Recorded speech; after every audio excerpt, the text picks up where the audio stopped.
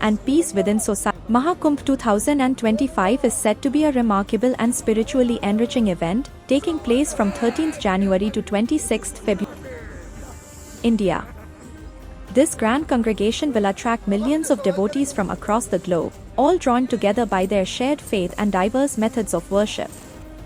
The Mahakumbh Mela occurs every 12 years, rotating among 4 significant pilgrimage locations: Prayagraj, Haridwar, Ujjain, and Nashik.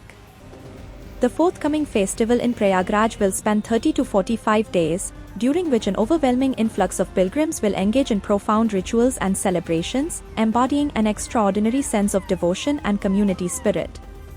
Central to the Mahakumbh experience is the practice of Kalpavas, a period of spiritual discipline characterized by simplicity and austerity. The term Kalpa denotes a cosmic age, while Vas refers to residence, emphasizing a dedicated commitment to intense spiritual practice. Devotees who partake in Kalpavas willingly renounce worldly pleasures, instead immersing themselves in meditation, prayer, and the study of scriptures.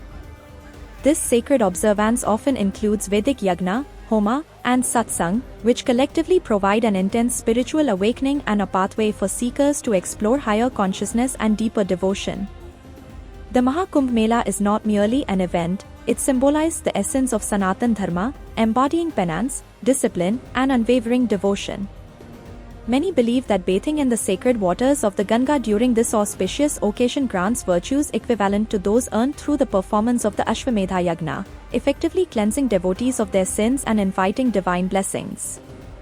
The tradition of Kalpavas has been cherished and upheld through generations, passed down in families as a testament to their enduring faith and commitment to spiritual growth. During the observance of Kalpavas, devotees adhere to strict principles such as truthfulness, celibacy, and compassion towards all beings.